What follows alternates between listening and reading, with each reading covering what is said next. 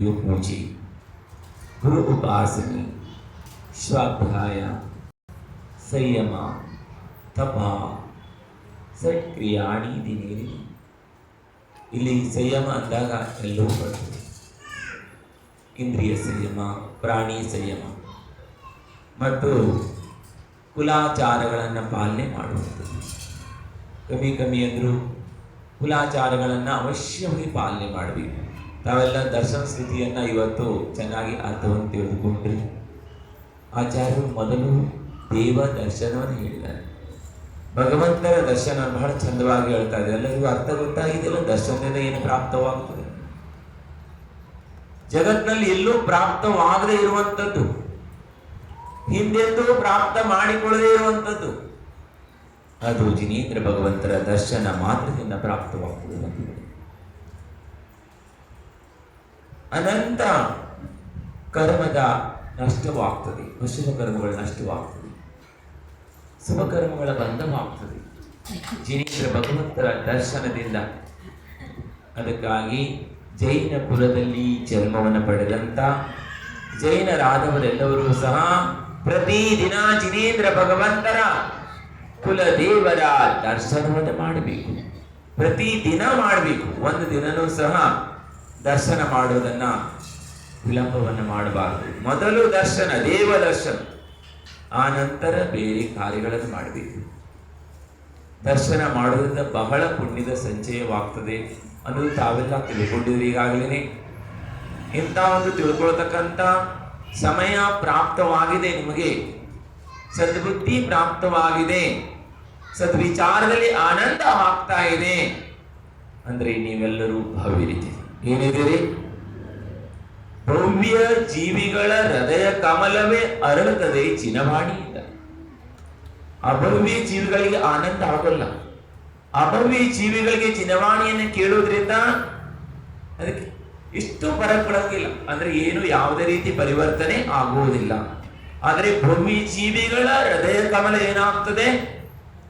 ಅರಳಿಗೆ ಪ್ರಾರಂಭವಾಗ್ತದೆ. ಯಾವ ರೀತಿ ಸೂರ್ಯನ ಉದಯವಾಗ್ತಾ ಇದ್ದಾಗಲೇ ಸರೋವರದಲ್ಲಿರ್ತಕ್ಕಂಥ ಕಮಲವು ಅರಳಲು ಪ್ರಾರಂಭಿಸುತ್ತದೆಯೋ ಅದೇ ರೀತಿಯಾಗಿ ಜಿನವಾಣಿಯನ್ನ ಕೇಳುವುದರಿಂದ ನಿಮ್ಮ ಹೃದಯ ಕಮಲ ಅರಳೋದ್ರೊಂದಿಗೆ ಮಕ್ಕಳಲ್ಲೂ ಸಹ ಏನಾಗಿದೆ?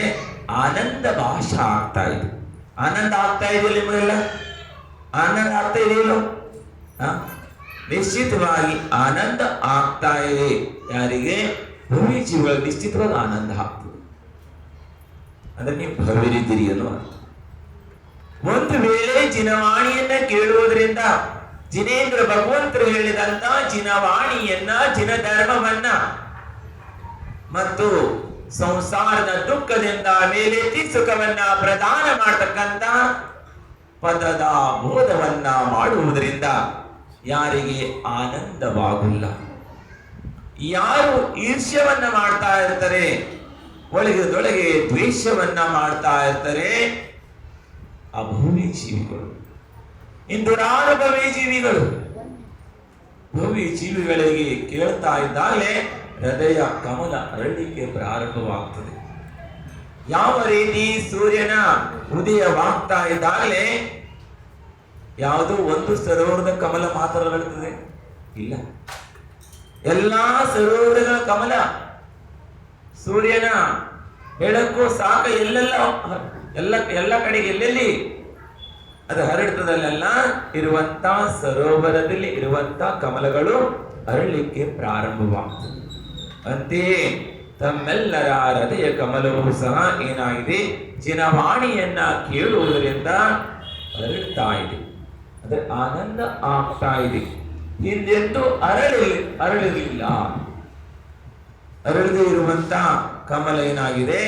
ಅಜ್ಞಾನವೆನ್ನುವಂತ ಕತ್ತಲೆಯಲ್ಲಿ ಅನಂತ ಕಾಲ ಜೀವ ಪರಿಭ್ರಮಣೆ ಮಾಡ್ತಾ ಬರ್ತಾ ಇತ್ತು. ಯಾರ ಕಮಲ ಅರಳಿದೆ ಇನ್ನೂ ಸಹ ಏನಾಗ್ತದೆ? ಅದರಲ್ಲಿ ಪ್ರಕಾಶ ಇನ್ನೂ ಜಾಸ್ತಿ ಆಗ್ತಾ ಅಂತ ಒಂದು ತಮ್ಮೆಲ್ಲರಿಗೂ ಸಹ ಸಮಯ ಪ್ರಾಪ್ತವಾಗಿದೆ. ಸಂಸಾರದಲ್ಲಿ ಸಮಯನೇ ಇಲ್ಲ. ಎಲ್ಲರೂ ಸಹ ಬಿಸಿ ಇದ್ದಾರೆ, ಹೌದಲ್ಲ? ಎಲ್ಲರೂ ಬಹಳ ಒತ್ತಡದಲ್ಲಿದ್ದಾರೆ, ಯಾರಿಗೂ ಪುರುಷತ್ತೇ ಇಲ್ಲ. ಆದ್ರೆ ನಿಮಗೆಲ್ಲರಿಗೂ ಪುರುಷೊತ್ತಿದೆ ಬಂದಿದ್ರಿ ಅಂದ್ರೆ ನೀವೆಲ್ಲರೂ ನಿಜವಾಗಿ ಭವ್ಯರಿಗೆ ಏನಿದ್ದೀರಿ. ಒಂದು ಶಬ್ದವನ್ನಾದ್ರೂ ಕೇಳ್ತಾ ಇದ್ದೀರಿ ಬಂದು, ನಿಮ್ಗೆ ಅರ್ಥ ಆಗ್ಲಿ ಆಗದೆ ಇರಲಿ, ಕೇಳುವಂತ ಭಾವ ಮಾಡಿದ್ರಿ ಅಂದ್ರೂ ಸಹ ಭವ್ಯ ಜೀವಿಗಳಿದ್ರಿ ಬಂದು.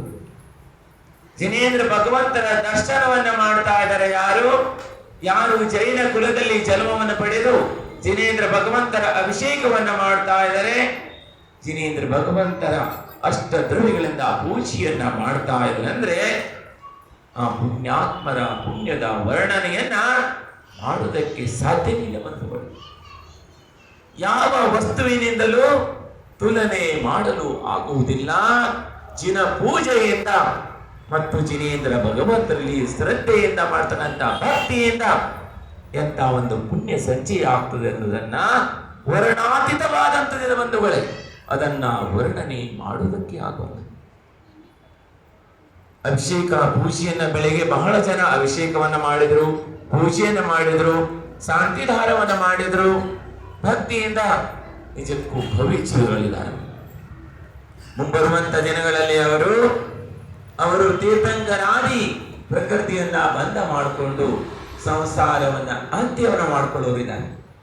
ಅಂತ ಜೀವಿಗಳೇ ಜಿನೇಂದ್ರ ಭಗವಂತರ ಪೂಜೆಯನ್ನ ಮಾಡ್ತಾರೆ ಮತ್ತು ಜಿನೇಂದ್ರ ಭಗವಂತರು ಹೇಳಿದಂತಹ ಧರ್ಮದಲ್ಲಿ ಶ್ರದ್ಧೆಯನ್ನು ಉಳ್ಳವರಾಗ್ತಾರೆ. ಎಲ್ಲಿ ತನಕ ಶ್ರದ್ಧೆ ಆಗೋಲ್ಲ ಅಲ್ಲಿಯ ತನಕ ಧರ್ಮದ ಪ್ರಾಪ್ತಿಯಾಗೋಲ್ಲ ಬಂತು. ಶ್ರದ್ಧಾ ಯಾವುದರಲ್ಲಿ ಶ್ರದ್ಧೆ? ಜಿನವಾಣಿಯಲ್ಲಿ ಶ್ರದ್ಧೆ, ಜಿನೇಂದ್ರ ಭಗವಂತರು ಹೇಳಿದಂತ ತತ್ವದಲ್ಲಿ ಶ್ರದ್ಧೆ, ಪದಾರ್ಥಗಳಲ್ಲಿ ಶ್ರದ್ಧೆ, ದ್ರವ್ಯಗಳಲ್ಲಿ ಶ್ರದ್ಧೆಯನ್ನು ಇಡುವಂಥದ್ದು. ಇದರಿಂದ ಜೀವಿಗಳ ಕಲ್ಯಾಣ ಪ್ರಾರಂಭವಾಗ್ತದೆ. ಶ್ರದ್ಧಾ ಯಾರಿಗಾಗ್ತದೆ? ಭವ್ಯರಿಗಾಗ್ತದೆ. ಭವ್ಯರಲ್ಲೂ ಯಾರಿಗಾಗ್ತದೆ? ನಿಕಟ ಭವ್ಯರಿಗಾಗ್ತದೆ. ಅಭವಿ ಜೀವಿಗಳಿಗಾಗಲ್ಲ, ಪುರಾನುಭವಿ ಜೀವಿಗಳಿಗಾಗಲ್ಲ ಬಂಧುಗಳು. ಜಿನೇಂದ್ರ ಭಗವಂತರ ದರ್ಶನದಿಂದ ಬಹಳಷ್ಟು ಪುಣ್ಯದ ಸಂಚಯವಾಗ್ತದೆ. ಅಷ್ಟೇ ಅಲ್ಲ, ಕುಲಾಚಾರವನ್ನ ಪಾಲನೆ ಮಾಡುವುದರಿಂದ, ಕುಲಾಚಾರಗಳ ಪಾಲನೆಯನ್ನ ಯಾರು ಹೇಳಿದ್ರು? ಕುಲದೇವರು ಹೇಳಿದ್ರು. ಕುಲದೇವರು ಹೇಳಿದ್ದನ್ನ ಕುಲಗುರುಗಳು ಗ್ರಹಣಿಯನ್ನ ಮಾಡಿ ನಿಮ್ಮೆಲ್ಲರ ತನಕ ಮುಟ್ಟಿಸುವಂತ ಕಾರ್ಯವನ್ನು ಮಾಡಿದರು. ಜನರು ಹೇಳಿಲ್ಲ, ಜಿನರು ಹೇಳಿದ್ದನ್ನ ಜಿನ ಮುನಿಗಳು ಗಣಧರರು ಇಲ್ಲಿಯ ತನಕ ಸನ್ಮಾರ್ಗದ ಸತ್ಪಥದ ಭವ್ಯ ಜೀವಿಗಳಿಗೆ ಕಲ್ಯಾಣಕ್ಕಾಗಿ ಮಾರ್ಗದ ಬೋಧನೆಯನ್ನು ಮಾಡಿದರು. ಆದರೆ ಈ ಮಾರ್ಗದಲ್ಲಿ ಪಥದಲ್ಲಿ ಶ್ರದ್ಧೆ ಯಾರಿಗಾಗ್ತದೆ? ಭವ್ಯಾತ್ಮರಿಗೆ ಮಾತ್ರ ಆಗ್ತದೆ ಅಂತ ಹೇಳ್ತಾರೆ. ಅಭವ್ಯಜರಿಗೆ ಎಂದೂ ಆಗೋಲ್ಲ, ಅಭವ್ಯ ಜೀವಿಗಳಿಗೆ ಎಂದೂ ಯಾವುದೇ ರೀತಿ ಪರಿವರ್ತನೆ ಆಗಲ್ಲ. ಸಾಕ್ಷಾತ್ ತೀರ್ಥಂಕರ ಉಪದೇಶವೂ ಸಹ, ಗಣಧರ ಪರಮೇಶ್ವರಗಳ ಉಪದೇಶವೂ ಸಹ, ಶ್ರುತ ಕೇವಲಿಗಳ ಉಪದೇಶವೂ ಸಹ ಯಾವುದೇ ಪ್ರಭಾವವನ್ನು ಬೀರೋಲ್ಲ.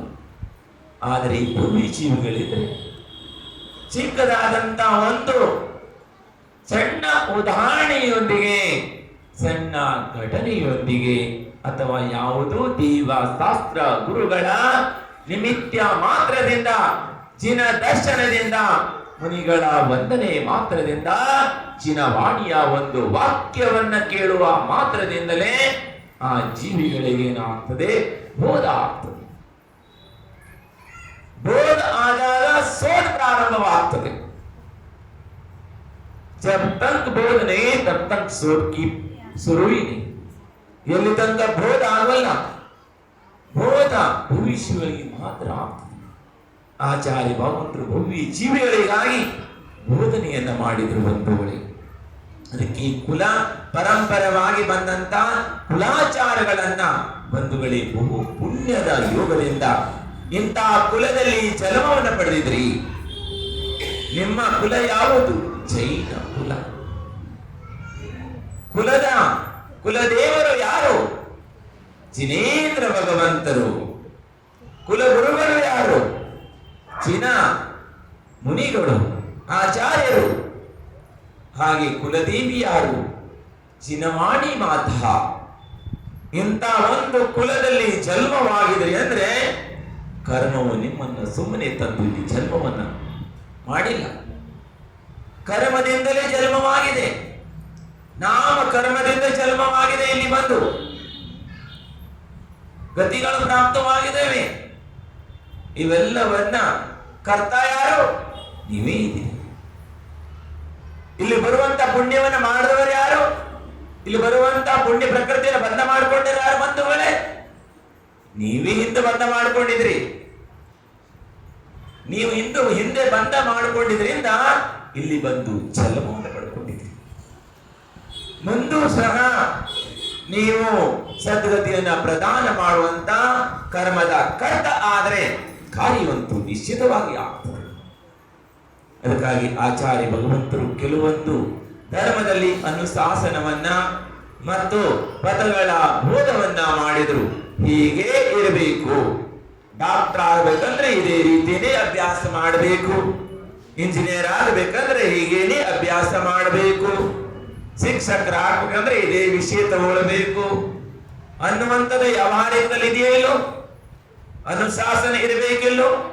ಅಂದ್ರೆ ನೇಮ. ಅನುಶಾಸನ ಅಂದ್ರೆ ಅಲ್ಲಿರ್ತಕ್ಕಂಥ ನೇಮಾವಳಿಯನ್ನ ಪಾಲನೆ ಮಾಡುವಂಥದ್ದು, ನೇಮಾವಳಿಯನ್ನ ಉಲ್ಲಂಘನೆ ಮಾಡದೇ ಇರುವಂಥದ್ದು ಇದೆ ಅನುಶಾಸನ. ಅದೇ ರೀತಿಯಾಗಿ ಜಿನೇಂದ್ರ ಭಗವಂತರು ಸಹ ಜಿನರಾಗಬೇಕು, ಕರ್ಮಗಳನ್ನ ಕ್ಷಯ ಮಾಡಿಕೊಳ್ಬೇಕು, ಪುಣ್ಯವನ್ನ ಸಂಚಯ ಮಾಡಿಕೊಳ್ಬೇಕು. ಅಂದ್ರೆ ಭವ್ಯ ಜೀವಿಗಳಿಗೆ ಸತ್ಕರ್ಮವನ್ನ ಮಾಡಬೇಕು ಮತ್ತು ಸದ್ವಿಚಾರವನ್ನ ಶ್ರದ್ಧೆಯನ್ನ ಮಾಡಬೇಕು ಮಾರ್ಗದಲ್ಲಿ. ಆವಾಗ ಮಾತ್ರ ಪ್ರಾಪ್ತವಾಗ್ತದೆ ಬಂಧುಗಳೇ. ಕರ್ತ ಮತ್ತು ಭೋಕ್ತ ಯಾರು? ಕರ್ತನು ನೀವೇ ಇದ್ದೀರಿ, ಭೋಕ್ತಾನು ನೀವೇ ಇದ್ದೀರಿ, ಜೀವನ ಇದ್ದೀರಿ. ಕರ್ತ ಹಿಂದೆ ಕಾರ್ಯವನ್ನ ಮಾಡಿದ್ರಿ, ಇಲ್ಲಿ ಒಂದು ಜನ್ಮ ಪಡ್ಕೊಂಡಿದ್ರಿ ಮತ್ತು ಇಲ್ಲಿ ಸತ್ಸಂಗದಲ್ಲಿ ಬಂದ್ರಿ, ಸದ್ವಿಚಾರವನ್ನ ಮಾಡಿದ್ರಿ, ಸದ್ಬೋಧವನ್ನ ಪ್ರಾಪ್ತ ಮಾಡಿಕೊಂಡ್ರಿ, ಬೋಧ ಆಯ್ತು, ಸೋದವಿ ಪ್ರಾರಂಭವಾಯಿತು. ಒಂದಿನ ನಿಶ್ಚಿತವಾಗಿ ನೀವು ಸಹ ಜಿನರಾಗ್ತೀರಿ. ಏನಾಗ್ತೀರಿ? ಅರಿಹಂತರೆಂದು ಉಚ್ಚಾರಣೆಯನ್ನ ಯಾರು ಶ್ರದ್ಧೆಯಿಂದ ಮಾಡಿದ್ರು, ಅರಿಹಂತರ ಒಂದಕ್ಷರದ ಸಹ ವ್ಯರ್ಥವಾಗಲ್ಲ ಬಂಧುಗಳೇ. ಅರಿಹಂತರ ಒಂದಕ್ಷರವೂ ಸಹ ಶ್ರದ್ಧೆಯಿಂದ ಉಚ್ಚಾರಣೆ ಮಾಡುವ ಶ್ರದ್ಧಾತ್ಮರನ್ನು ಅರಿಹಂತರಾಗಿ ಮಾಡ್ತದೆ ಬಂಧುಗಳೇ. ಸಾಮಾನ್ಯವಾದಂಥದ್ದಲ್ಲ. ಆದರೆ 11 ಅಂಗದಶಪೂರ್ವದ ಜ್ಞಾನಿಯಾಗಿಯೂ ಸಹ ಶ್ರದ್ಧಾ ಅಭಾವಿದೆ ಅಂದ್ರೆ ಅರಿಹಂತರಾಗ್ಲಿಕ್ಕೆ ಸಾಧ್ಯವಿಲ್ಲ. ಅನಂತ ಸಂಸಾರದಲ್ಲಿ ಪರಿಭ್ರಮಣೆಯನ್ನ ಮಾಡಿಸ್ತದೆ ಬಂಧುಗಳೇ. ಶ್ರದ್ಧಾ ಮುಖ್ಯವಾದಂಥದ್ದು. ಜ್ಞಾನ ಇರಬೇಕು, ಜ್ಞಾನ ಕಮ್ಮಿ ಇದ್ರೂ ಆಗ್ತದೆ, ಆ ಕಮ್ಮಿ ಜ್ಞಾನ ಸಮೀಚೀನ ಜ್ಞಾನ ಇರಬೇಕು ಮತ್ತು ಶ್ರದ್ಧಾ ಭರ್ಪೂರ ಇರಬೇಕು. ಮೋಕ್ಷ ಮಾರ್ಗದಲ್ಲಿ ಜ್ಞಾನದೊಂದಿಗೆ ಶ್ರದ್ಧಾ ಮಹತ್ವಪೂರ್ಣವಾದಂಥದ್ದಿದೆ. ಶ್ರದ್ಧಾವಂತರು ಬೇಗ ಯಾವ ರೀತಿ ಶಿವಭೂತಿ ಮುನಿ ಮಹಾರಾಜರು ಶ್ರದ್ಧಾವಾನರಾಗಿದ್ದರು. ದಶಪೂರ್ವದ ಜ್ಞಾನಿಯಾದವರು ಸಹ ಹಿಂದೆ ಉಳ್ಕೊಂಡ್ರು ಸಂಸಾರದಲ್ಲಿ. ಆದ್ರೆ ಶಿವಭೂತಿ ಮುನಿ ಮಹಾರಾಜರಿಗೆ ನಮೋಕಾರನೂ ಬರ್ತಾ ಇರಲಿಲ್ಲ, ನಮೋಕಾರ ಉಚ್ಚಾರಣೆನೂ ಆಗ್ತಾ ಇರಲಿಲ್ಲ. ಅವರು ಸಹ ಬೇಳೆ ಬೇರೆ ಸಿಪ್ಪೆ ಬೇರೆ, ಬೇಳೆ ಬೇರೆ ಸಿಪ್ಪೆ ಬೇರೆ, ಆತ್ಮ ಬೇರೆ ಶರೀರ ಬೇರೆ. ಹಾಗೆ ಬೇರೆ ಬೇರೆ ಎನ್ನುವುದನ್ನು ಯಾವ ರೀತಿ ಉದ್ದಿನ ಬೇಳೆ ಬೇರೆ, ಹಾಗೆ ಉದ್ದು ಬೇರೆ ಎನ್ನುವುದನ್ನ ತಿಳ್ಕೊಂತ ಅವರು ಏನ್ ಮಾಡಿದ್ರು?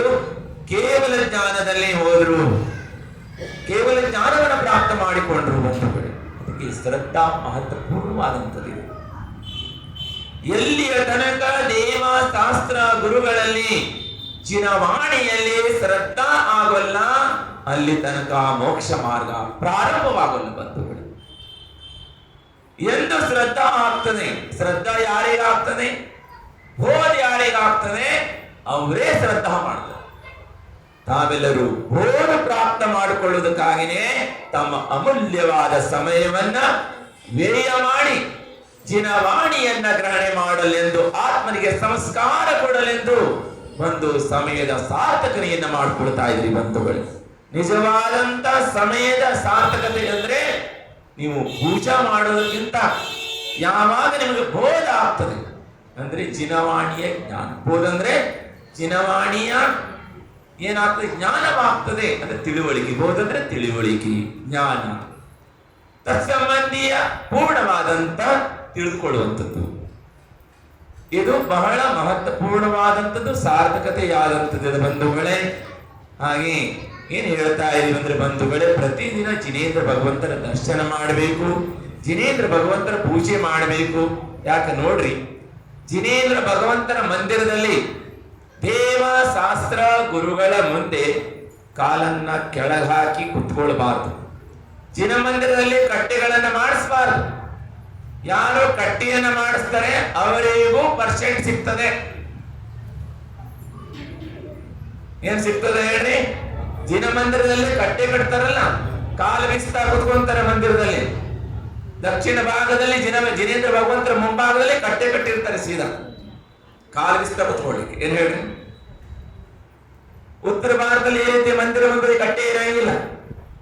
ಕರೋಡೋಪತಿ ಇರ್ಲಿ ಅರಬೋಪತಿ ಇರ್ಲಿ ಬಂದು ಜಮೀನ್ ಮೇಲೆ ಕುತ್ಕೊಂತಾರೆ. ಆಚಾರ್ಯ ಹೇಳ್ತಾರೆ, आप चौकीदार हो तो चौकी में बैठो, हम चौकीदार है चौकी में बैठिए, आप जमींदार है जमीन में बैठो. आचार्य कहते हैं जमींदार है आप लोग, जमीन में बैठो.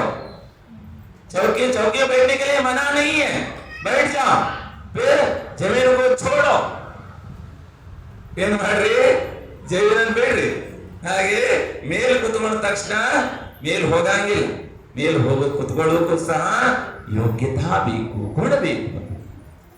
ಮೂರು ಲೋಕದ ಒಡೆಯರ ಮುಂದೆ, ಜಿನೇಂದ್ರ ಭಗವಂತರ ಮುಂದೆ ನೀವೇನ್ ತಿಳ್ಕೊಂಡ್ರಿ? ಭಗವಂತರಂದ್ರೆ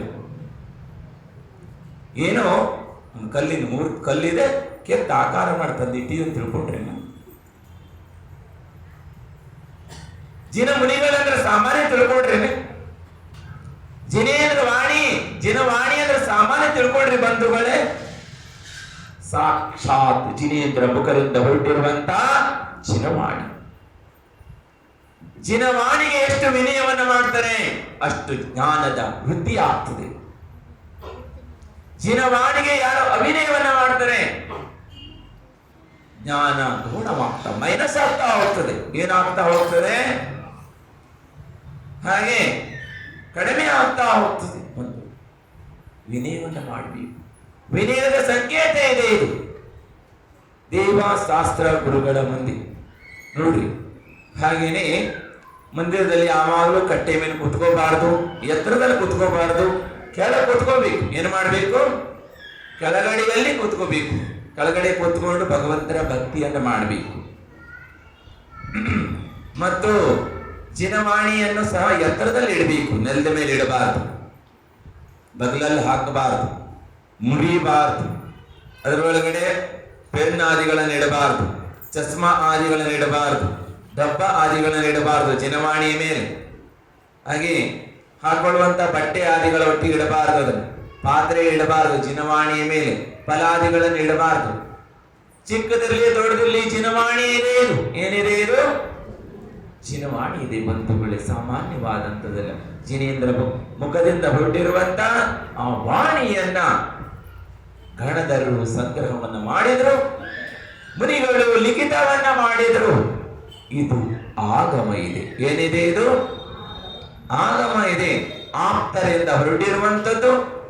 ಹಾಗೆ ಗಣಧರರು ಅದನ್ನ ಸಂಗ್ರಹ ಮಾಡಿದ್ರು, ಮುನಿಗಳು ಲಿಖಿತವನ್ನ ಮಾಡಿದ್ರು. ಇದಕ್ಕೆ ಆಗಮ ಅಂತ ಹೇಳ್ತಾರೆ. ಇದಕ್ಕೆ ಎಷ್ಟು ವಿನಯ ಮಾಡ್ತೀರಿ, ಭಕ್ತಿಯನ್ನು ಮಾಡ್ತೀರಿ ಬಂಧುಗಳೇ, ಅಷ್ಟು ಮುಕ್ತಿ ಹತ್ರವಾಗ್ತಾ ಹೋಗ್ತದೆ. ಸ್ವಲ್ಪ ಮಾಡಿ, ಸ್ವಲ್ಪ ಜ್ಞಾನ ಪ್ರಾಪ್ತ ಮಾಡ್ಕೊಳ್ರಿ, ಆದ್ರೆ ಸಮೀಚೀನವನ್ನು ಮಾಡಿ ಬಂಧುಗಳು. ಸಮೀಚೀನವಾದಂತ ಜ್ಞಾನವನ್ನು ಪ್ರಾಪ್ತ ಮಾಡ್ಕೊಳ್ರಿ, ಸಮೀಚೀನವಾದಂತ ಕ್ರಿಯೆಯನ್ನು ಮಾಡ್ರಿ. ಕೇವಲ ಒಂದು ಚಿಕ್ಕ ಕ್ರಿಯೆಯು ಸಹ ನಿಮ್ಮ ಮುಕ್ತಿಯನ್ನ ಪ್ರಧಾನವನ್ನ ಮಾಡುತ್ತದೆ. ಶ್ರದ್ಧೆಯಲ್ಲಿ ಬಹಳ ದೊಡ್ಡದಾದ ಫಲ ಇದೆ. ಆದರೆ ಶ್ರದ್ಧೆ ಇಲ್ಲದಿರುವಂತ ಬಹಳಷ್ಟು ಕೂಡಿಸಿದ್ರು ಸಹ ಫಲ ಮಾತ್ರ ಚಿಕ್ಕದೇ. ಎಲ್ಲಿ ಹೇಳ್ರಿ, ಅದರ ಫಲ ಚಿಕ್ಕದೇ ಫಲ ಪ್ರಾಪ್ತವಾಗ್ತದೆ. ಆದರೆ ಶ್ರದ್ಧೆಯಿಂದ ಮಾಡುವುದರಿಂದ ಚಿಕ್ಕದಾಗಿದ್ರೂ ಸಹ ಬಹಳ ದೊಡ್ಡದಾದಂತ ಫಲ ಪ್ರಾಪ್ತವಾಗ್ತದೆ. ಮುನಿಗಳೊಟ್ಟಿಗೆ ವಿಹಾರ ಮಾಡುವಾಗಲೂ ಅಷ್ಟೇ, ಮುನಿಗಳು ವಿಹಾರ ಮಾಡ್ತಾ ಇದ್ದಾರೆ, ಬರ್ತಾ ಇದ್ದಾರೆ ಅಂತ ಹೇಳಿದ್ರೆ, ಅಥವಾ ಒಂದು ವೇಳೆ ನಿಮ್ಮ ಮನೆಗೆ ಅತಿಥಿಗಳು ಆಗಮ ಆದ್ರೂ ಅತಿಥಿಗಳು ಬಂದ್ರಂದ್ರೆ ಅತಿಥಿಗಳನ್ನ ಅವರೊಂದಿಗೆ ವಾಪಸ್ ಅವ್ರು ಎಲ್ಲಿ ತನಕ ಮಂದಿರಕ್ಕೆ ಬರ್ತಾರೆ ಅಲ್ಲಿ ತನಕ ಆ ಕಡೆ ಎಲ್ಲ ಪೂರಾ ಖಾಲಿ ಮಾಡ್ಕೊಂಡು ಬರ್ತಾರೆ.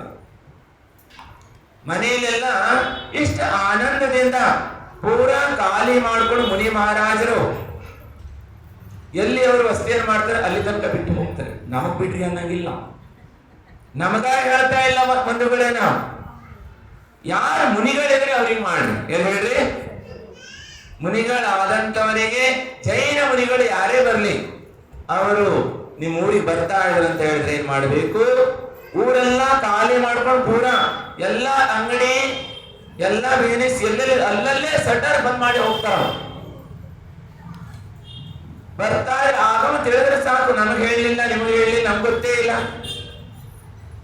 ಯಾರು ಬಹನ ಮಾಡಂಗಿಲ್ಲ ಆ ಕಡೆಯವರು, ಪೂರಾ ಖಾಲಿ ಮಾಡಿ ಅಹೋ ಭಾಗ್ಯ ಮುನಿಗಳು ನಮ್ಮೂರಿಗೆ ಬರ್ತಾ ಇದ್ದಾರೆ, ಅವರೊಟ್ಟಿಗೆ ನಮಗೆ ವಿಹಾರ ಮಾಡ್ಕೊಂಡು ಬರುವಂತ ಸೌಭಾಗ್ಯ ಪ್ರಾಪ್ತವಾಗ್ತದೆ ಅಂತ ಹೇಳಿ ಅವಶ್ಯವಾಗಿ ಹೋಗ್ತಾರೆ. ಮತ್ತು ಇಲ್ಲಿಂದ ಬೇರೆಯವರಿಗೆ ಹೋಗ್ತಾ ಇದ್ದಾರೆ ಅಂದ್ರೆ ಎಲ್ಲರೂ ಹೋಗ್ತಾರಲ್ಲ, ಮಹಿಳೆಯವರು, ಮಕ್ಕಳು, ದೊಡ್ಡವರು, ವೃದ್ಧರು ಎಲ್ಲರೂ ಸಹ ಪ್ರತಿಯೊಬ್ಬರು ಹೋಗ್ತಾರೆ. ಅಷ್ಟೇ ಅಲ್ಲ, ಯಾರ ಮನೆಗೆ ಮುನಿಗಳು ಆಹಾರಕ್ಕೆ ಬರ್ತಾರೆ, ಆಹಾರಕ್ಕೆ ಬಂದಾಗ ಮನೆಯವರೆಲ್ಲ ಖಾಲಿ ಮಾಡ್ಕೊಂಡು ಬರ್ತಾರೆ. ಪೂರಾ ಖಾಲಿ ಮಾಡ್ಕೊಂಡು ಮಂದಿರ ತನಕ ಬಜಾರ್ ಅಂದ್ರೆ ಬೇಡ ಹೊಡಿತಾ ಬರ್ತಾರೆ. ಪ್ರತಿ ದಿನ ಮುನಿಗಳಿಗೆ ಅಲ್ಲಿ ವಾಪಸ್ ಮಂದಿರ ಬಿಡ್ಲಿಕ್ಕೆ ಅವ್ರವ್ರ ಬೇಂಡ್ ತಗೊಂಡ್ ಬರ್ತಾರೆ. ಮಾರ ನಮಗ್ ಬೇಂಡ್ ತಗೊಂಡ್ಬನ್ನಿ ಅಂತ ಹೇಳಂಗಿಲ್ಲ. ನಮಗ್ ಮುನಿಗಳಿಗೆ ಯಾವುದೂ ಬೇಡ, ಮುನಿಗಳಿಗೆ ಯಾವ ನಿರೀಕ್ಷೆ ಇಟ್ಕೊಳಂಗಿಲ್ಲ.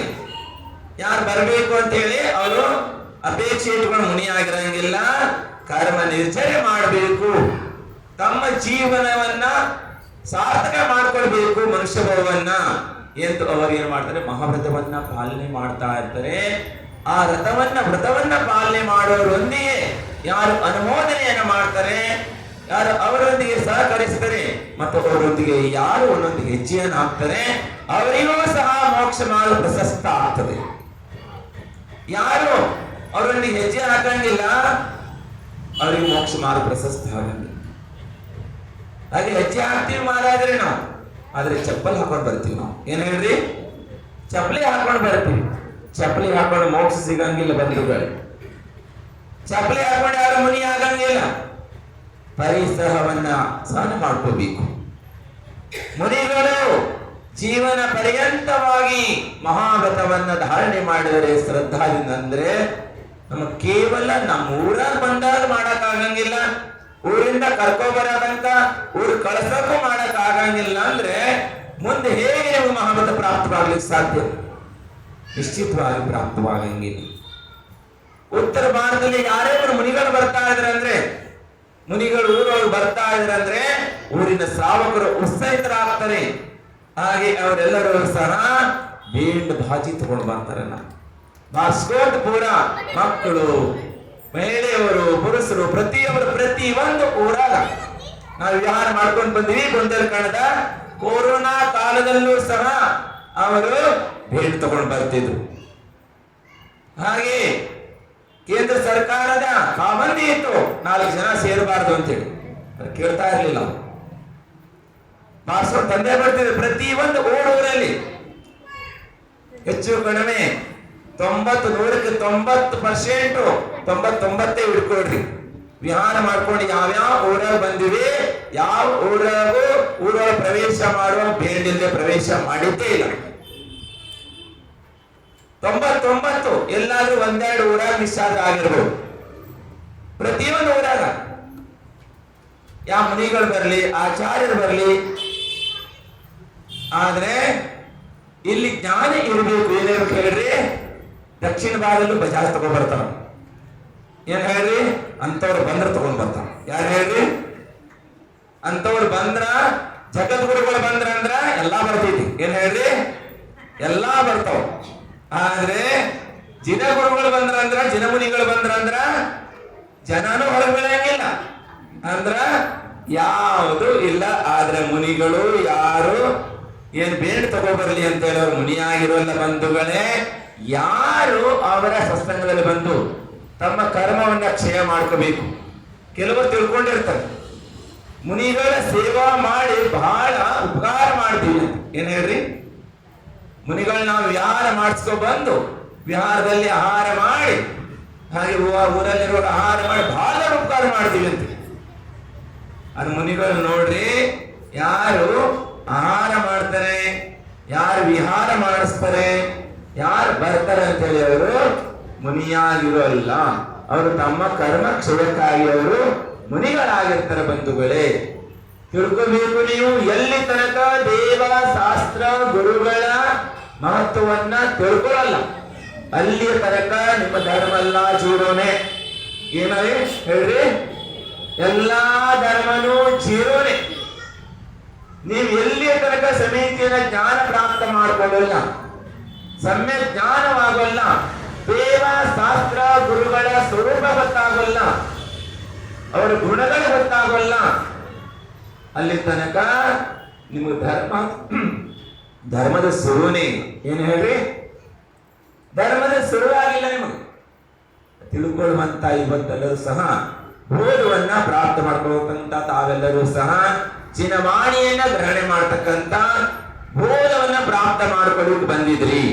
ಹಾಗೆ ಎಲ್ಲರೂ ಸಹ ಭವಿರಿದ್ದೀರಿ. ಇಂಥ ಒಂದು ಅವಸರ ಎಲ್ಲರಿಗೂ ಪ್ರಾಪ್ತವಾಗಲ್ಲ. ಕೆಲವೇ ಜೀವಿಗಳಿಗಷ್ಟೇ ಪ್ರಾಪ್ತವಾಗ್ತದೆ. ಒಂದು ಶಬ್ದ ಕೇಳ್ತಾ ಇದ್ದೀರಿ ಅಂದ್ರೆ ಭವ್ಯ ಇದ್ದೀರಿ. ಏನಿದ್ದೀರಿ? ಭವಿ ಜೀವಿಗಳಿದ್ದೀರಿ ಬಂಧುಗಳೇ. ಹಾಗೆ ನೋಡಿ, ಎಲ್ಲವನ್ನು ತಿಳ್ಕೋಬೇಕು. ನಮ್ಮ ಜಿನ ಧರ್ಮದಲ್ಲಿ, ಜಿನೇಂದ್ರ ಭಗವಂತ ಹೇಳಿದ ಧರ್ಮದಲ್ಲಿ ವ್ಯರ್ಥವಾದ ಯಾವ ಕ್ರಿಯೆಗೂ ಇಲ್ಲ. ಜಿನ ಧರ್ಮದಲ್ಲಿ ಅಂಧವಿಶ್ವಾಸವಾಗಲಿ, ವ್ಯರ್ಥವಾದ ಕ್ರಿಯೆ ಆಗಲಿ, ರೂಢಿವಾದವಾಗಲಿ, ಸಂಪ್ರದಾಯವಾಗಲಿ, ಇದು ಯಾವುದಕ್ಕೂ ಸ್ಥಾನ ಇಲ್ಲ.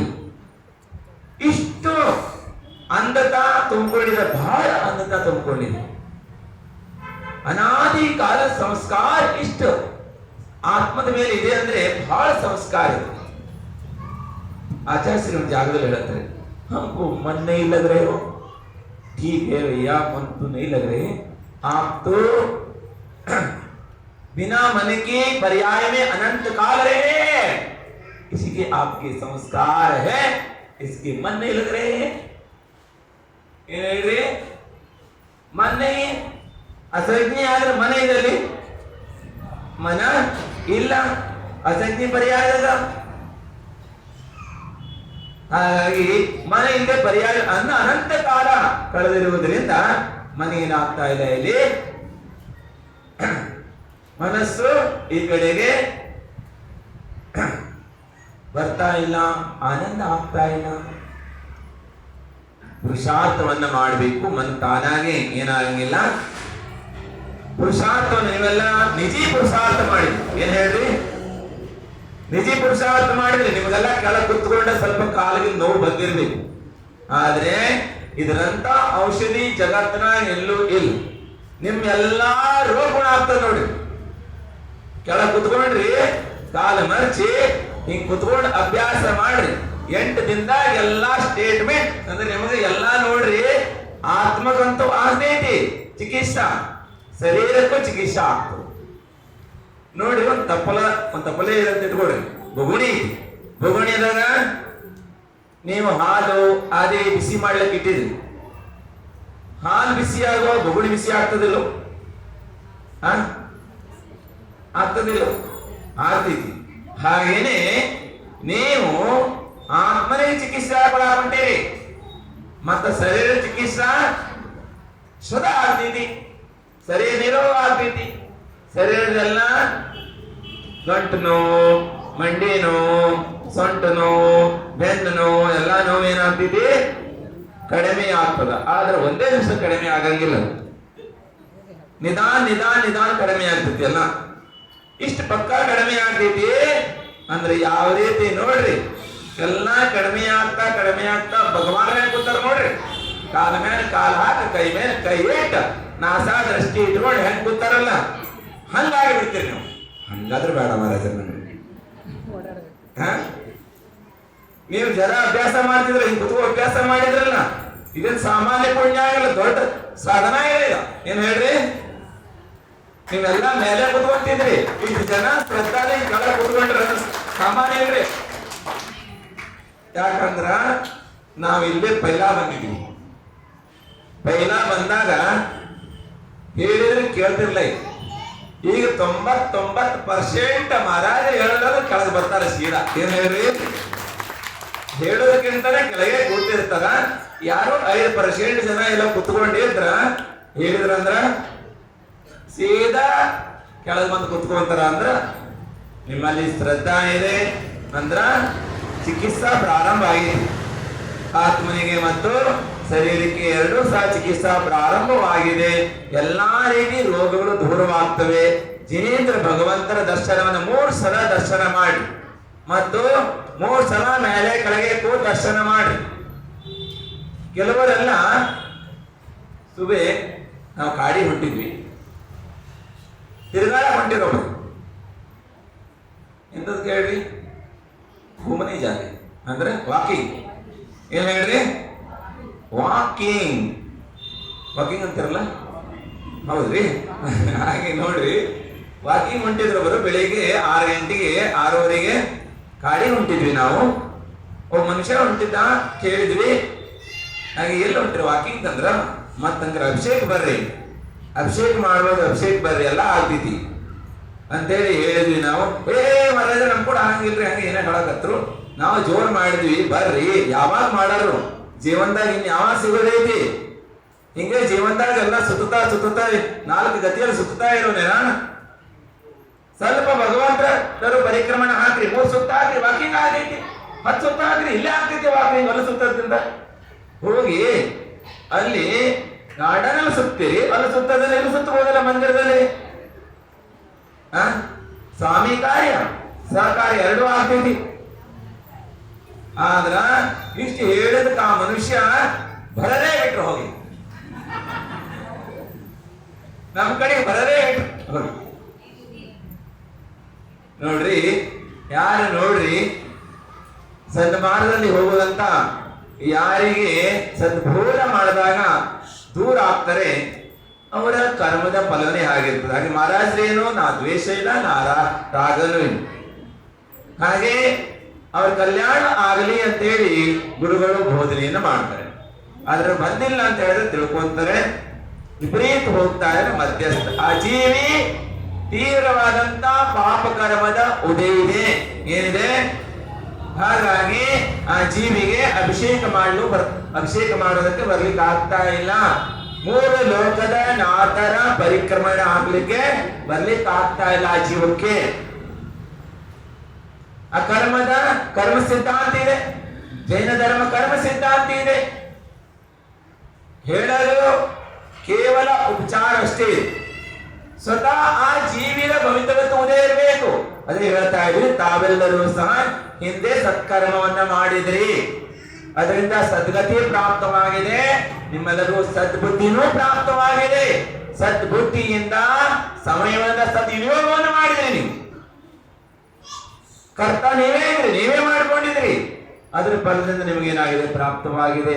ಹಾಗೇನೆ ಆ ಜೀವಕ್ಕೂ ಸಹ ಹಿಂದೆ ಮೋಹನೀಯ ಕರ್ಮದ ತೀವ್ರವಾದಂತ ಅಸುಭ ಕರ್ಮ ಉದಯ ಇರುವುದರಿಂದ ಸತ್ಕಾರ್ಯ ಮಾಡಲು ಬರ್ಲಿಕ್ಕಾಗೋಲ್ಲ.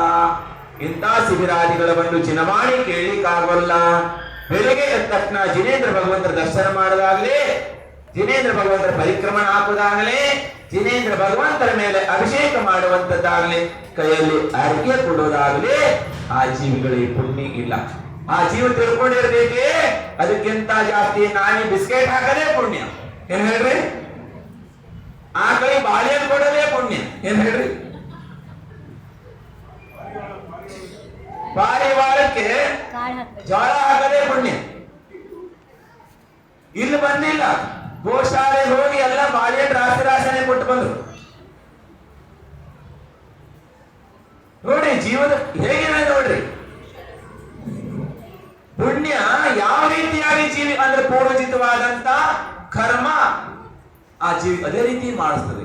ಆಚಾರ್ಯ ಹೇಳ್ತಾರೆ, ಯಾವ ರೀತಿಯಾಗಿ ಆಚಾರ್ಯ ಭಗವಂತರು ಹೇಳ್ತಾರೆ, ಯಾವ ರೀತಿ ಕರ್ಮವನ್ನ ಮಾಡಿದಿವಿ ಅದೇ ರೀತಿ ಫಲವನ್ನು ಉಣ್ಣಬೇಕು.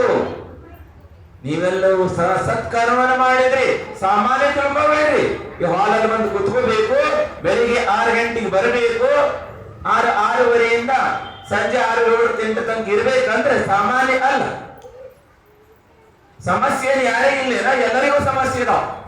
ಸಮಸ್ಯೆ ಇಲ್ದಿದ್ರು ನೀವೊಬ್ಬರೇ ಮಹಾರಾಜ. ಪುರುಷರು ಬಿಟ್ಟಾರಂದ್ರ ನೀವೊಬ್ಬರೇ, ನಿಮ್ಗೆ ಯಾವುದೇ ಪುರುಷತ್ತಿದ್ರೆ ನೀವು. ಆದ್ರೆ ನೀವೆಲ್ಲ ಪುರುಷೋತ್ತ ಮಾಡ್ಕೊಂಡು ಸಂಸಾರದಾಗ ಬಂದು ಕುತ್ಕೊಂಡಿರಿ ಅಂದ್ರೆ ನೀವು ಬಹಳ ಪುಣ್ಯದೂರಿ. ಏನ್ ಹೇಳ್ರಿ, ಬಹಳಷ್ಟು ಪುಣ್ಯದ ಪೂಜೆ ಇದೆ, ವರ್ಣಾತೀತವಾದಂಥದ್ದು. ಅದನ್ನ ಯಾಕೆ ಹೇಳ್ತಾ ಇದೀವಿ ಅಂದ್ರೆ, ಬೆಳಗಾವದಲ್ಲಿ ಒಬ್ಬರು ಫೋನ್ ಮಾಡಿದ್ರು ನಮ್ಗೆ.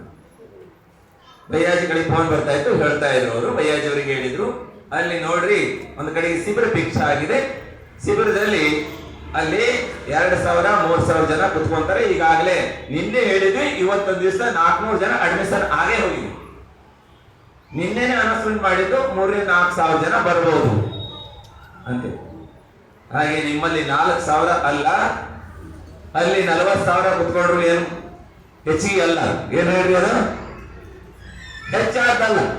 ಆದ್ರೆ ಇಲ್ಲಿ 40 ಮಂದಿ ಕುತ್ಕೊಂಡ್ರು ಅಂದ್ರೂ ದೊಡ್ಡ ಹೇಳ್ತಿಲ್ಲ. ಏನ್ ಹೇಳ್ರಿ,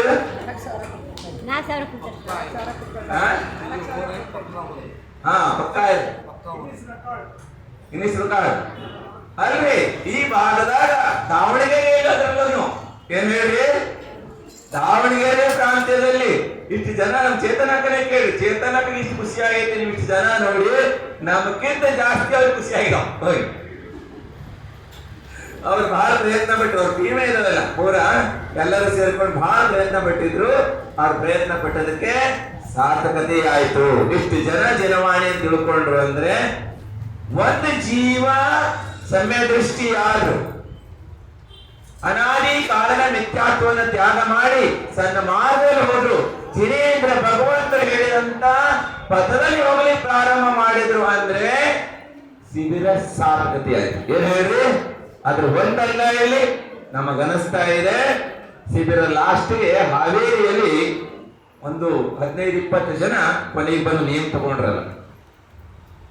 ಲಾಸ್ಟಿಗೆ ಶಿಬಿರ ಮುಗಿದ ಮೇಲೆ ಹಳಬರೊಂದಷ್ಟು ಜನ ಇದ್ರು. ಇನ್ನು ಹೊಸಬರು ಏನು ಅವರೆಲ್ಲ ಕುದುರು ಕುದೀಮ ಕುಶಾಸ್ತ್ರಗಳನ್ನ ನಾವು ಜೀವನ ಪರ್ಯಂತ ತ್ಯಾಗ ಮಾಡ್ತೀವಿ ಅಂತ ಹೇಳಿ ಕೆಲವು ಅಷ್ಟಮಿ ಚತುರ್ದಶಿ ದೇವದರ್ಶನಾದಿಗಳನ್ನ ನಿಯಮ ತೆಗೆದುಕೊಳ್ಳುವುದರೊಂದಿಗೆ ಒಂದಿಷ್ಟು ಜನ ಅಲ್ಲಿ ಹಾವೇರಿಯವರು ಹೊರಗಿನವರು ಕೆಲವರು ಬಂದವರೆಲ್ಲ ಇದ್ರು. ಆದ್ರೆ ಇಲ್ಲ ಅನಿಸ್ತಾ ಇದೆ ಕೂತವ್ರು ಅಷ್ಟೋ ಜನ ತಗೊಳ್ಬಹುದು ಅನ್ಸಿ. ಏನ್ ಹೇಳ್ರಿ, ಯಾಕಂದ್ರೆ ಇಲ್ಲಿ 50-60 ಜನ ಕುಳಿತುಕೊಂಡಿದ್ರು.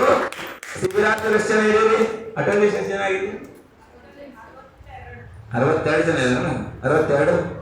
62 ಇದೀರಿ. ಇನ್ನು ಕುತ್ಕೊಂಡು ಅಕ್ಕಪಕ್ಕದಲ್ಲಿ ಕುತ್ಕೊಂಡು ಅವರಿಗೂ ಸಹ ಬೋರ್ ಆಗಬಾರ್ದು ಅಂತಿಲ್ಲ. ಒಬ್ಬ ಕಳ್ಳ ಮಂದಿರದಲ್ಲಿ ಬಚ್ಚಿಟ್ಕೊಂಡಿರ್ತಾನ, ಮುನಿಗಳ ಶಬ್ದ ಕೇಳಬಾರ್ದು ಅಂತ ಹೋಗ್ತಾನೆ ಇರಲಿಲ್ಲ ಆತ. ಆದ್ರೆ ಕಳ್ತನ ಮಾಡ್ತಿದ್ದ. ಆತನಿಗೆ ಹೇಳಿದ್ರು ಎಂದೂ ಸಹ ಮುನಿಗಳ ಹತ್ರ ಹೋಗಬಾರ್ದು. ಆತನ ಮೇಲಿನ ಗುರುವಿನ ಪಾಠ ಇತ್ತು, ಅಂದ್ರೆ ಕಳ್ಳರ ಮುಖಂಡನ ಪಾಠ ಇತ್ತು. ಎಂದೂ ಸಹ ನೀವೇನ್ ಮಾಡಬಾರ್ದು, ಗುರುಗಳ ಹತ್ರ ಹೋಗಬಾರ್ದು ಮತ್ತು ಗುರುಗಳ ವಾಕ್ಯ ಕೇಳಬಾರ್ದು, ಗುರುಗಳು ಹೇಳಿದ್ದನ್ನು ಗ್ರಹಣೆ ಮಾಡಬಾರ್ದು ಅನ್ನುವಂಥದ್ದ ನಿಯಮ ಇತ್ತು. ಆದ್ರೆ ಕಳ್ತನ ಮಾಡ್ಕೊಂಡು ಬರ್ತಾ ಇದ್ದ. ದೊಡ್ಡ ಮಳೆ ಬಂತು ನೋಡ್ರಿ ಹೆಂಗೆ ನಿಮಿತ್ತ ಉದಯ ಆಗ್ತಂದ್ರೆ ಅಂತ ಹೇಳಿದ್ರೆ, ಕೆಲವರು ಪಾರಂ ತುಸಕ್ ಭರ್ತಿ ಮಾಡಕ್ ಭಾವ ಆಗದೆ ಇದ್ರು, ಮಕ್ಕಳು ಕರ್ಕೊಂಡು ಬಂದ್ರು. ಏನ್ ಹೇಳ್ರಿ, ಮಕ್ಕಳಿದ್ದಾರೆ ಅಂದ್ರೆ ಮಕ್ಕಳ ಮೇಲೆ ಮೋಹದಿಂದ ಇಲ್ಲೇ ಉಳ್ಕೊಂಡ್ರು. 2 ಶಬ್ದ ಕೇಳಿದ್ರು. ಏನ್ ಹೇಳ್ರಿ, ಕೇಳಿದ್ರಿಲ್ಲ ಅವರು. ಸಮಯ ಸಾರ್ಥಕತೆ ಆಯ್ತು. ಇದು ಅದೇ ರೀತಿ ಕಳ್ಳ ಮಳೆ ಬಂತು ಜೋರಾಗಿ. ಆ ಮಳೆಯಲ್ಲಿ ಎಲ್ಲಿ ಹೋಗೋದು ಅಂತೇಳಿ ಓಡಿ ಬರ್ತಾ ಇರ್ತಾನೆ. ಒಂದು ಜಿನಮಂದಿರ ಇರ್ತದೆ. ಜಿನಮಂದಿರದೊಳಗೆ ಧಾರಾಕಾರ ಮಳೆ ಸುರಿತಾ ಇರ್ತದೆ. ಆ ಮಳೆ ಒಳಗೆ ಕುತ್ಕೊಂತಾನೆ, ಮೂಲೆ ಕುತ್ಕೊಂತಾನ, ಬರ್ತಾನೆ, ನೋಡ್ತಾನೆ ಮುನಿಗಳು ಪ್ರವಚನ ಮಾಡ್ತಾ ಇದ್ದಾರೆ. ಹಾಗೆ ಆತ ಕೇಳಬಾರದು ಅಂತ ಕಿವಿ ಮುಚ್ಕೊಂತಾನೆ. ಹಾಗೆ ಕಿವಿ ಮುಚ್ಕೊಂಡೇ ಇರ್ತಾನ. ಹಾಗೆ ಮುಚ್ಕೊಂಡೇ ಇರ್ತಾನ. ಹಾಗೆ ಒಳಗೋಗಿ ಕುತ್ಕೊಂಡಿರ್ತಾನ. ಒಂದು ಮೂಲೆಯಾಗ ಕೂತಿರ್ತಾನ. ಬಹಳ ಹೊತ್ತಾಯ್ತು. ಕೂತು ಕೂತು ಕೂತು ಒಂದು ಕಿವಿ ಸ್ವಲ್ಪ ಕೈ ಸಡ್ಲಾಯ್ತು. ಸಡ್ಲಾದ ಮುನಿಗಳು ಚಲೋ ಕೇಳಕತ್ತಿರು. ಮುನಿಗಳು ಇಷ್ಟು ಚಲೋ ಹೇಳಕತ್ತಿರು ಉಪದೇಶವನ್ನ. ಧರ್ಮದ ಉಪದೇಶ ನಡೆದಿತ್ತು. ಹಾಗೆ ಅಲ್ಲಿ ಕಳ್ಳತನದ ಉಪದೇಶ, ಸತ್ಯ ವ್ರತದ ಉಪದೇಶ ಮಾಡ್ತಾ ಇದ್ರು ಮಹಾರಾಜರು. ಇದನ್ನ ಆತನ ಕಡೆ ಚಲೋ ಹೇಳಕತ್ತಲ್ಲ ಮಹಾರಾಜರ. ನಮ್ಮ ಕಳ್ಳರೆಲ್ಲ ಮುಖಂಡೆಲ್ಲ ಹೇಳ್ತಿರು ಮಹಾರಾಜರ ಮಾತು ಕೇಳಬಾರ್ದು ಅಂತ ಹೇಳಿ. ನೋಡಿ ಚಲೋ ಐತಿದ, ಮತ್ ಚಲೋ ಐತೆ ಅಂತ ಹೇಳಿ ಮತ್ತೊಂದು ಗ್ರಹಣ ಮಾಡ್ತೀರಿ. ನೀವೀಗ ಸರ್ಬತ್ತು ಬೇಡ ಬೇಡ ಅಂತಿದ್ರಿ. ಈಗ ಸರ್ಬತ್ತು ಚಲೋ ಆಯ್ತು ಅಂದ್ರೆ ಖಾಲಿನೇ ಆಗ್ತಿತ್ತು. ಏನ್ ಹೇಳ್ರಿ, ಮತ್ತೇನ ಸರ್ಬತ್ ಬ್ಯಾಡ್ರಿ ಕುಡಿಯಂಗಿಲ್ಲ ಅಂತ ಎಲ್ಲರಿಗೂ ತಕರಾರಾಗಿತ್ತು. ಜ್ಯೂಸ್ ಕುಡಿಯಂಗಿಲ್ಲ ಯಾರು ಬೇಡ ಅಂತಿದ್ರು. ಈಗ ನೋಡ್ರಿ ದಿವಸ ಬಂದ್ರೆ ಖಾಲಿನೇ ಆಗಿ ಹೊಂಟಿತ್ತದ.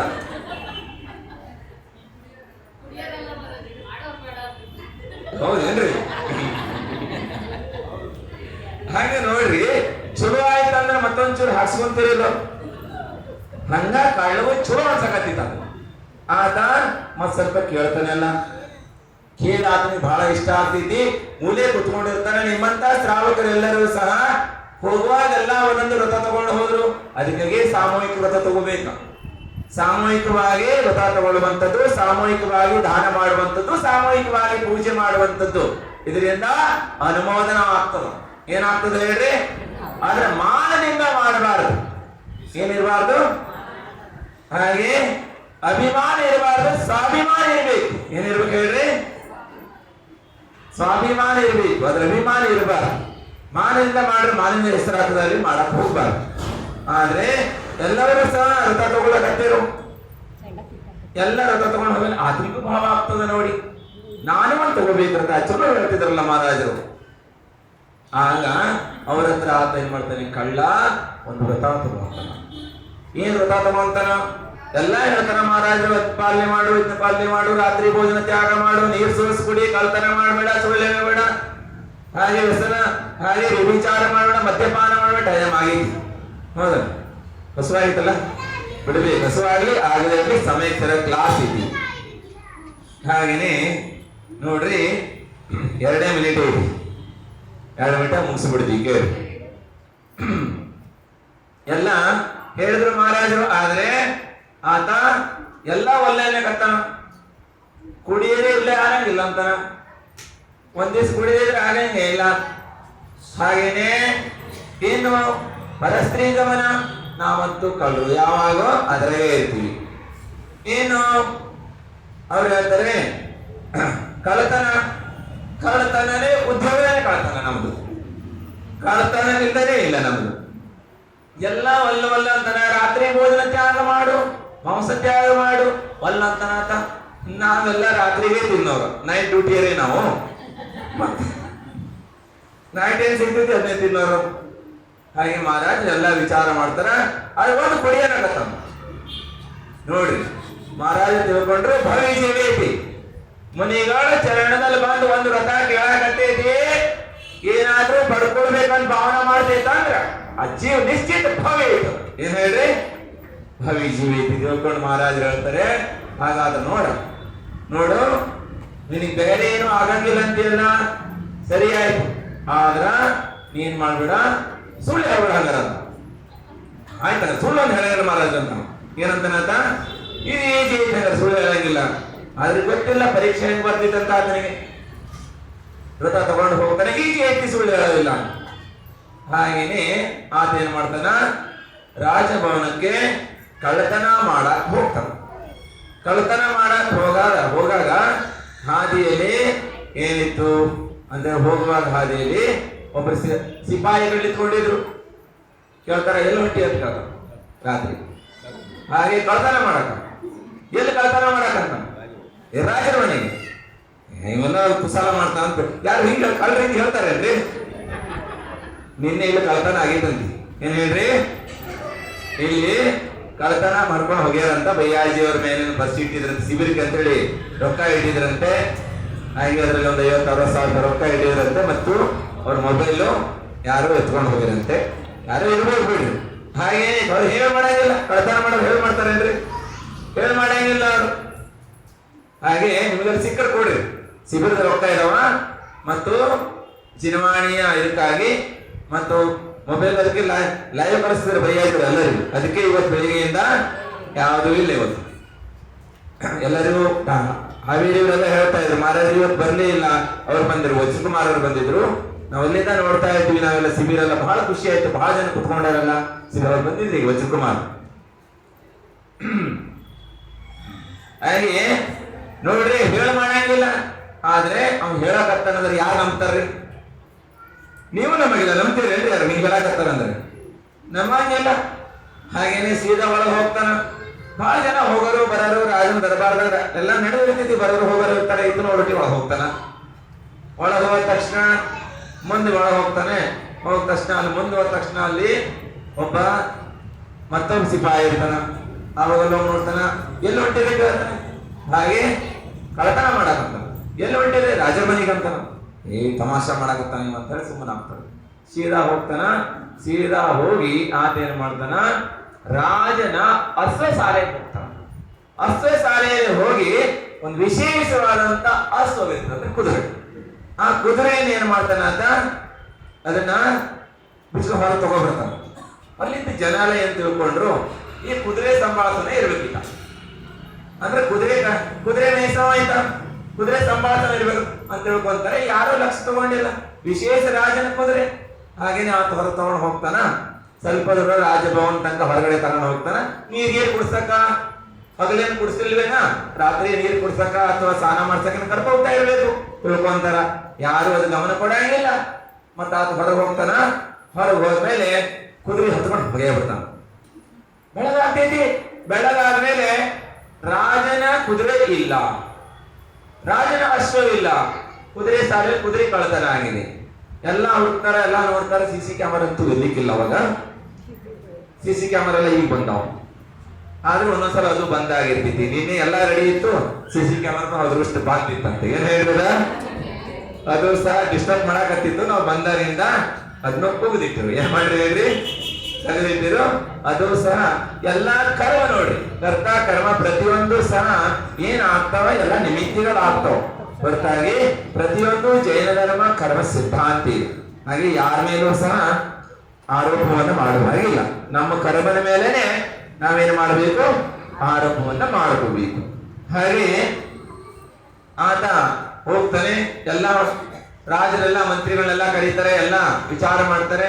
ಹೇಗೆ ಕಳ್ತನ ಆಯ್ತು? ರಾಜನ ಅಶ್ವನೇ ಕಳ್ಳತನ ಆಗಿದೆ ಅಂದ್ರೆ ರಾಜನ ಭವನದಲ್ಲೇ ಇನ್ನೇ ಪ್ರಜೆಗಳ ಗತಿ ಏನು? ಪ್ರಜೆಗಳು ಹೇಗೆ ಇರ್ಲಿಕ್ಕೆ ಸಾಧ್ಯ? ಹಾಗೆ ನೀವೇನು ಮಾಡ್ತಾ ಇದ್ದೀರಿ? ರಾಜ ಎಲ್ಲರಿಗೂ ಸಹ ಅವರಿಗೆ ಜೋರ್ ಮಾಡ್ತಾನೆ, ಸಿಪಾಯಿಗಳಿಗೆ. ಅವರೆಲ್ಲ ಕುತ್ಕೊಂಡು ವಿಚಾರ ಮಾಡ್ತಾರ. ಹಾಗೆ ಯಾರು ಕಳ್ಳತನ ಆಯ್ತು, ಯಾರಾಯ್ತು? ಯಾರು ಒಳಗೆ ಬಂದಿಲ್ಲ. ಆ ವಿಚಾರ ಒಬ್ಬ ಮನುಷ್ಯ ಬಂದಿದ್ದ. ಆತ ಹೇಳಿದ್ದ, ಎಲ್ಲ ಹೊಟ್ಟಿರ್ಬೇಕು ಹೇಳ್ರಿ ರಾಜನ ಭವನಕ್ಕೆ. ಯಾಕ ಕಳ್ಳತನ ಮಾಡಕ? ಆತ ತಮಾಷೆ ಮಾಡ್ತಾ ಇರೋ ತಿಳ್ಕೊಂಡಿವಿ. ಆ ವ್ಯಕ್ತಿ ಇದ್ರೆ ಇರಬಹುದು ಅಂತ ಅವರೆಲ್ಲ ಊಹೆಯನ್ನು ಮಾಡ್ತಾರೆ. ಹಾಗೆ ಎಲ್ಲಾ ಕಡೆ ಹುಡುಕ್ಲಿಕ್ಕೆ ಹೋಗ್ತಾರೆ ಸಿಪಾಯಿಗಳು. ಹುಡುಕ್ತಾ ಹೋಗ್ತಾರೆ. ಈತ ಕುದುರೆಯನ್ನು ಬಹಳ ದೂರ ಓಡಿಸ್ಕೊಂಡು ಹೋಗ್ತಾನೆ. ಓಡಿಸ್ಕೊಂಡು ಹೋಗಿ ದೊಡ್ಡ ಕಾಡಿನಲ್ಲಿ ಆತ ಏನ್ ಮಾಡ್ತಾನೆ, ಹೋಗಿ ಕುದುರೆಯನ್ನ ಓಡಿಸ್ಕೊಂಡು ಹೋಗ್ತಾನೆ. ಹೋದ್ಮೇಲೆ ಆತಗೆ ದಣಿವಾಗಿರ್ತದೆ. ಎಷ್ಟು ಕಾಡಿನೊಳಗೆ ಇನ್ಯಾರು ಬರಬೇಕು, ನಾನಂತೂ ಗೆದ್ದೆ ಅಂತ ತಿಳ್ಕೊಂಡು ಆತ ಏನ್ ಮಾಡ್ತಾನೆ, ಒಂದು ಗಿಡದ ಬುಡದ ಕುದುರೆ ಕಟ್ತಾನೆ. ಕುದುರೆಯನ್ನ ಕಟ್ಟಿ ಆತ ಮತ್ತೊಂದು ಗಿಡದ ಬುಡದ ಮಲ್ಕೊಂತಾನ. ರಾತ್ರಿ ಇಡೀ ನಿದ್ದೆ ಇರ್ಲಿಲ್ಲ. ಹಾಗೆ ಮಲ್ಕೊಂತಾನ. ಸಿಪಾಯಿಗಳು ಹುಡುಕ್ತಾ ಹುಡುಕ್ತಾ ಹುಡುಕ್ತಾ ಹೆಜ್ಜೆ ಗುರುತಿನ ಮೇಲೆ ಅಲ್ಲಿಗೆ ಹೋಗ್ತಾರೆ. ಹೋಗಿ ಆತನ ಹತ್ರ ಹೋಗ್ತಾರ. ಹೋದ ತಕ್ಷಣ ಅಲ್ಲಿ ಹೋಗುವಾಗ ಏನಾಗಿತ್ತು ಅಂತ ಹೇಳಿದ್ರೆ, ಪೂರ್ವದಲ್ಲಿ ಸಿಪಾಯಿಗಳು ಬರ್ತಾ ಇದ್ದಾರೆ ಅನ್ನೋದನ್ನ ಏನಾಯಿತು ಅಂತ ಹೇಳಿದ್ರೆ, ಅವರಿಗೆ ಅಲ್ಲಿ ಒಬ್ಬ ದೇವ ಪರೀಕ್ಷೆ ಮಾಡ್ಲಿಕ್ಕೆ ಬರ್ತಾನೆ. ಇವ್ರನ್ನ ಪರೀಕ್ಷೆ ಮಾಡ್ಬೇಕು ಅಂತ. ಅಷ್ಟೊಳಗೆ ಸಿಪಾಯಿಗಳಲ್ಲಿ ಬರ್ತಾ ಇದ್ದಾರೆ ಗೊತ್ತಾದ ತಕ್ಷಣ ಒಬ್ಬ ದೇವ ಬರ್ತಾನೆ. ದೇವ ಬಂದ ತಕ್ಷಣ ಅಲ್ಲಿ ನೋಡ್ತಾನೆ. ನೋಡಿದ ತಕ್ಷಣ ಅವ ಆ ಸಿಪಾಯಿ ವೇಷ ಹಾಕೊಂಡು ಬರ್ತಾನೆ.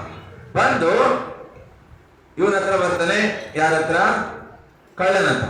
ಕಳ್ಳ ಕೇಳ್ತಾನೆ, ನೀವು ರಾತ್ರಿ ಕುದುರೆ ಕಳ್ಳತನ ಮಾಡ್ಕೊಂಡ್ ಬಂದಿರಿ? ಅವಾಗ ಅವ್ರು ಹೇಳ್ತಾರೆ, ಹೌದು ಕುದುರೆ ಕಳ್ಳತನ ಮಾಡ್ಕೊಂಡ್ ಬಂದಿದ್ದೀವಿ. ಹಾಗೆ ಕುದುರೆ ಎಲ್ಲಿದೆ? ಹಾಗೆ ಎಲ್ಲಿ ಪಕ್ಕದಲ್ಲಿದೆ. ಹಾಗೆ ಅವರು ಯಾವ ಕಲ್ಲರ್ ಇದೆ? ಅವರು ಬೆಳ್ಳಗಿದೆ ಅಂತ. ಬೆಳ್ಳಗಿದೆ ಅಂತ ಹೇಳಿದ ತಕ್ಷಣ ಆತ ಹೋಗ್ತಾರೆ. ಅಲ್ಲಿ ಆ ದೇವರು ಏನ್ ಮಾಡ್ತಾನೆ, ಆ ಮರದಿಂದ ಈ ಕಡೆಗೆ ಬರ್ತಾರೆ. ತೋರ್ಸ್ಲಿ, ಎಲ್ಲಿದೆ ಕುದುರೆ ತೋರ್ಸಕಂತಲ್ಲಿ ಬರ್ತಾನೆ. ಬಂದ ತಕ್ಷಣ ಆ ಕುದುರೆಯ ಕಲ್ಲರ್ ಬದಲು ಮಾಡಿ ಬಿಡ್ತಾನ ದೇವು. ಏನ್ ಮಾಡ್ತಾನ? ಕಲ್ಲರ್ ಬದಲಾಗ್ತದೆ. ಅವಾಗ ಹೇಳ್ತಾರೆ ಅವರು, ಈ ಕುದುರೆ ನಾನು ತಂದ ಕುದುರೆ ಅಲ್ಲ, ಇದು ನಾನು ತಗೊಬಂದು ರಾಜನ ಕುದುರೆ, ಬಿಳಿ ಕುದುರೆನೇ ತಗೊಬಂದಿದ್ದೆ ನಾನು, ಇದು ಅಲ್ಲೇ ಅಲ್ಲ ಅಂತ. ಹಾಗೆ ಅದೇ ಅವಾಗ ಆತ ಪೂರ್ಣವಾಗಿ ಸತ್ಯವನ್ನು ಹೇಳ್ತಾನೆ. ಅಷ್ಟೊತ್ತಿಗೆ ಸಿಪಾಯಿಗಳು ಸಹ ಅಲ್ಲಿಗೆ ಬರ್ತಾರೆ. ಎಲ್ಲ ದೃಶ್ಯವನ್ನು ನೋಡ್ತಾರೆ. ಆತನ ದೃಶ್ಯಗಳನ್ನೆಲ್ಲ ನೋಡ್ಕೊಂಡು ಸೀದಾ ರಾಜನ ಹತ್ರ ಕರ್ಕೊಂಡು ಹೋಗ್ತಾರೆ. ರಾಜನ ಹತ್ರ ಕರ್ಕೊಂಡು ಹೋಗಿ ಹೇಳ್ತಾರೆ, ಇದನ್ನೇ ಅಶ್ವವನ್ನು ಕಳ್ಳತನ ಮಾಡೋಣ. ಅವಾಗ ಕೇಳ್ತಾರೆ ಅವರು, ಹಾಗೆ ನೀವು ಕಳ್ಳತನ ಮಾಡಿದ್ರೇನ್ರಿ? ಹೌದು ಕಳ್ಳತನ ಮಾಡಿದ್ರಿ. ಮತ್ತು ರಾತ್ರಿ ನೀವು ಬಂದಾಗ ನೀವೇನ್ರಿ? ಹೌದು. ಹಾಗೆ ಮತ್ತೆ ಸಿಪಾಯಿಗಳಿಗೆ ಹೇಳಿದ್ರಂತೆ ಕಳ್ಳತನ ಮಾಡಕ್ ಬಂದಿದ್ದು? ಹೌದು, ಹೇಳಿದವನು ನಾನೇ.